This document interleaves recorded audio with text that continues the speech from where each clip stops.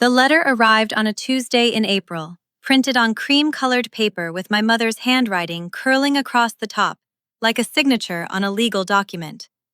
It wasn't a request.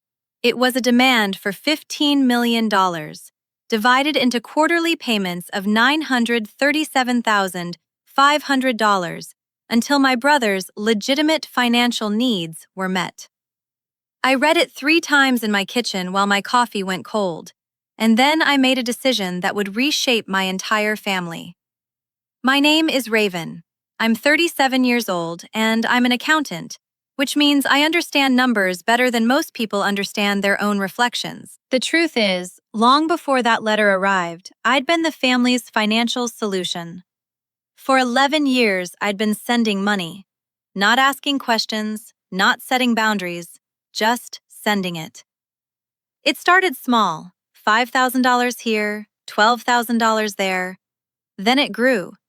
By the time I was 32, I was transferring $50,000 a month to my brother's account. Money that my parents had somehow convinced me was my moral obligation. They never asked, they demanded. And I paid. Every single time. I still remember the exact moment I realized what was happening. It was January 2013, and I was sitting in my financial advisor's office in downtown Boston. Rachel, my advisor, was showing me a spreadsheet of my outflows over the previous 3 years. The number at the bottom made her pause. $847,000 had left my accounts in the form of wire transfers to my brother, Marcus. Not investments, not loans with repayment schedules, just gone. And she looked at me over her reading glasses and asked a question I wasn't prepared to answer. Does Marcus know he's your financial dependent? But I need to take you back further, to understand how I became the woman who would eventually stop paying it all. I grew up in a 4-bedroom house in Newton, Massachusetts, with my parents and my younger brother. Our father, Robert, was a commercial real estate developer. Our mother, Catherine, came from old money, the kind that arrives quietly in trust funds and summer homes. Our family was comfortable in that way that people don't talk about directly. You just notice it in the details. The antique furniture, the way my mother didn't work, the fact that we had a housekeeper named Dolores who came 4 days a week. I was 8 years old when I realized that other families were different. From the beginning, Marcus was the favorite. It wasn't subtle. Our mother would touch his hair while we watched television, run her fingers through his sandy curls, and call him her beautiful boy. When I came home with straight A's in 5th grade, my father smiled and said, "That's nice, Raven." When Marcus brought home a B+ in 6th grade, there was a celebration. A dinner at his favorite restaurant. A new video game system.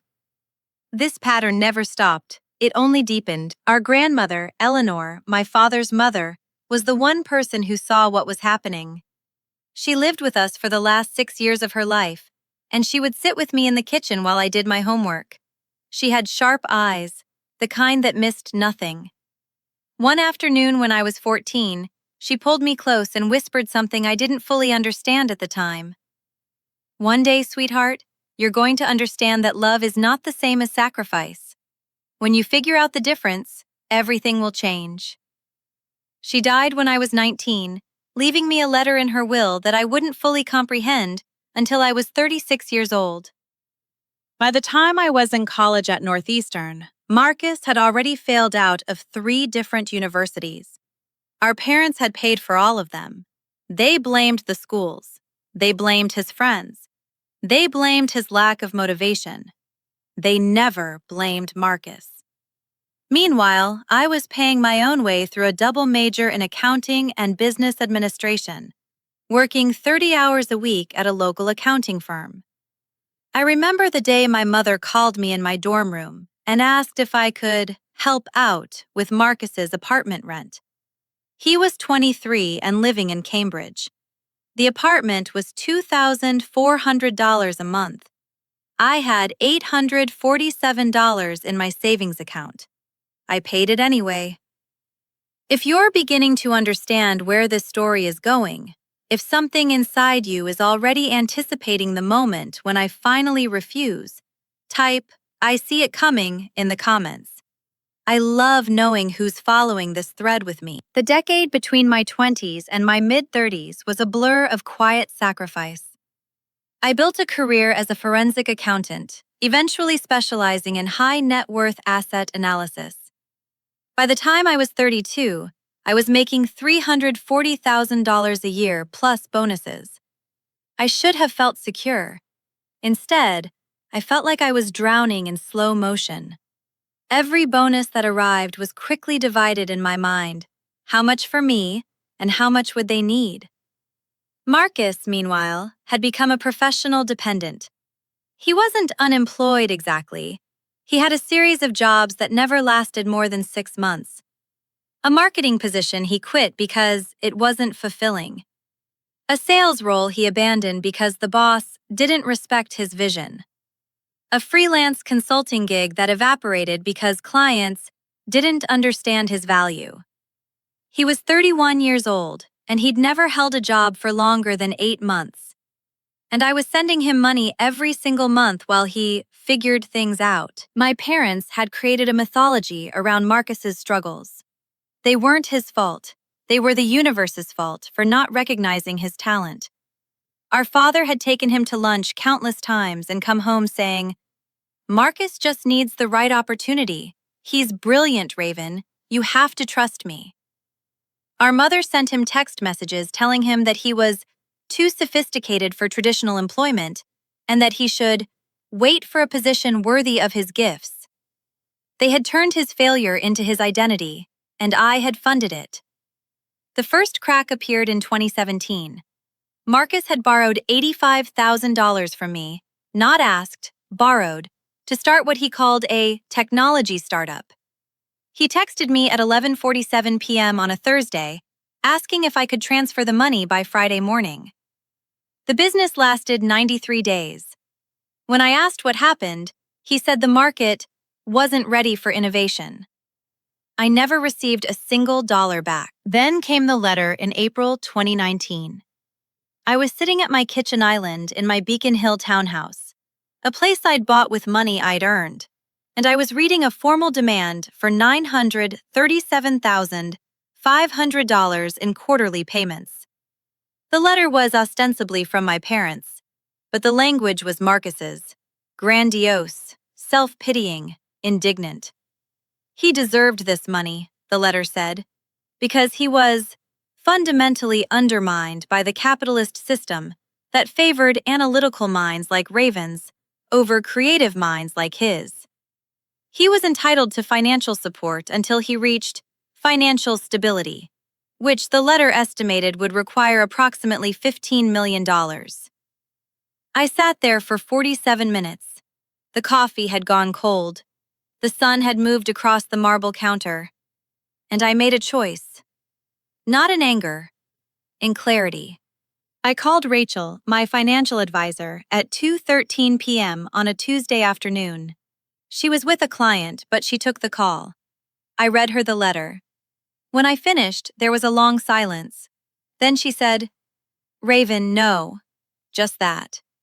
And something inside me that had been held together by obligation and guilt simply dissolved. What my family didn't know was that I'd been methodically documenting everything. Years of wire transfers, dated and categorized. Years of text message requests, all saved and organized chronologically. Years of financial statements showing the exact trajectory of my funding and the exact trajectory of Marcus's continued failure. I'd been gathering evidence without even realizing that's what I was doing. But the moment I read that letter, I understood that Eleanor had been right. Understanding the difference between love and sacrifice changes everything. Over the next 6 weeks, I did 3 things in complete silence. First, I hired an attorney named Sarah Chen, a woman I'd known since college who specialized in family financial disputes. Second, I stopped processing the money. 1 month, no transfer. 2 months, no transfer. Marcus texted me 3 times asking where the payment was.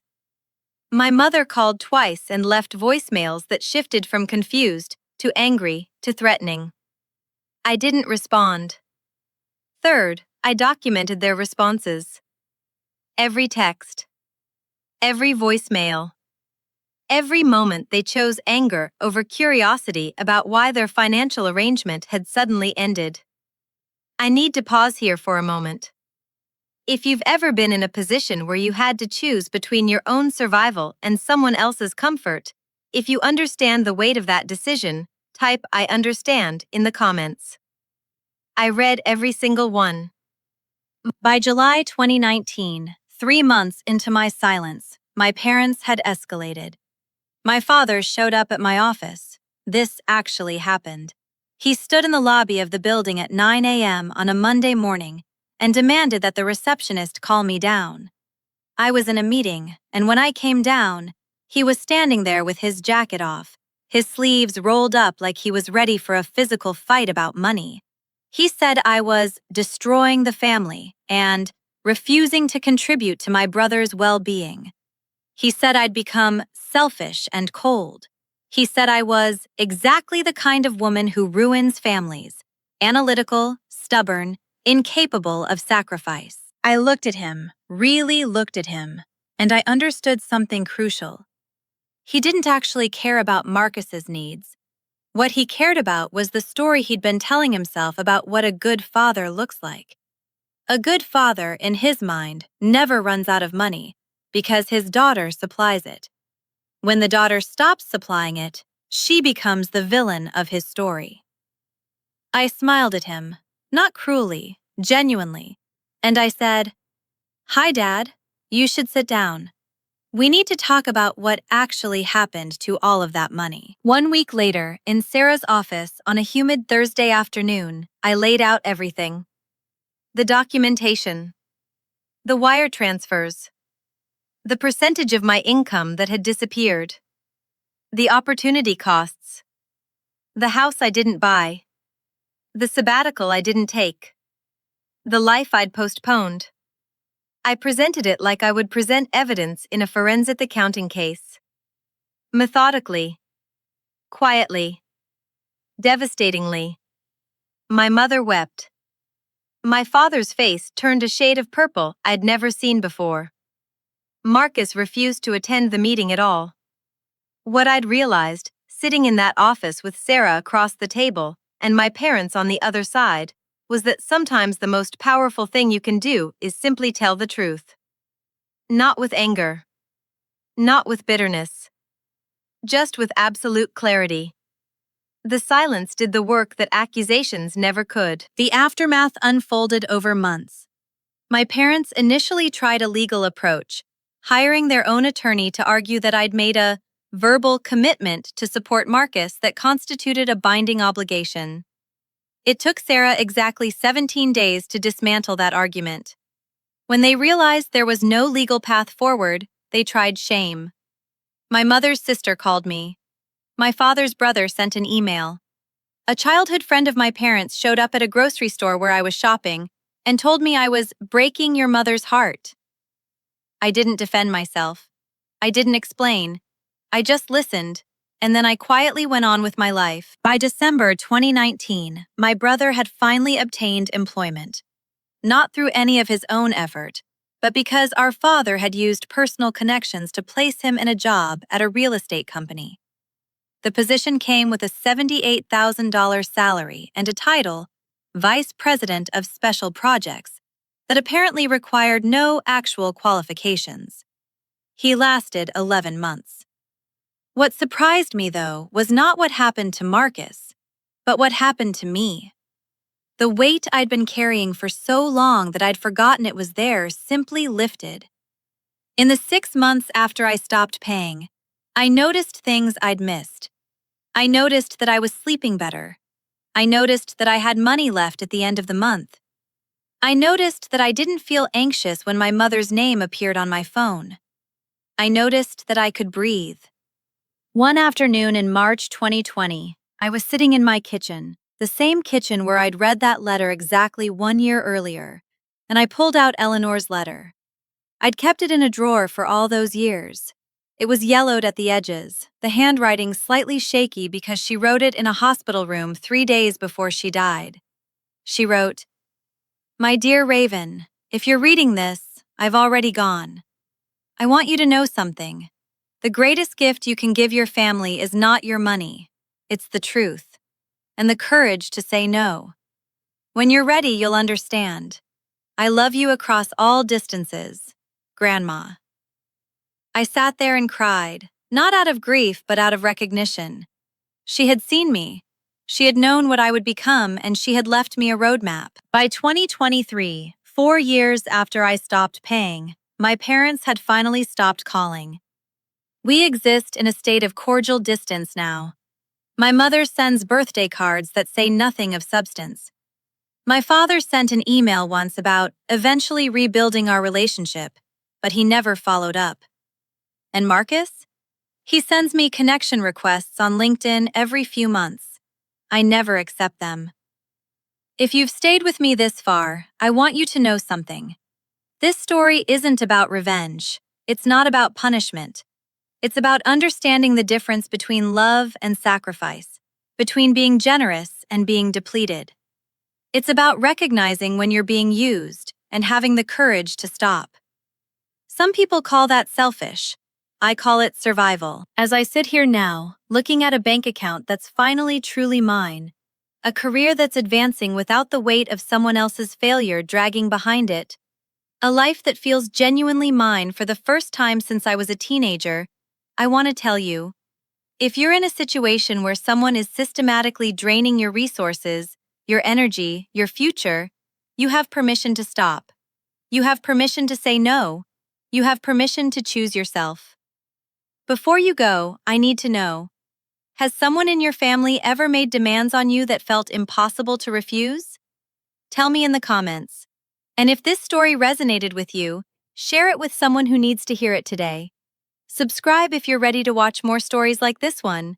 Another story is waiting in the description, and I'll be back soon with another truth that might change how you see your own life. Thank you for being here all the way to the end. I'll see you very soon.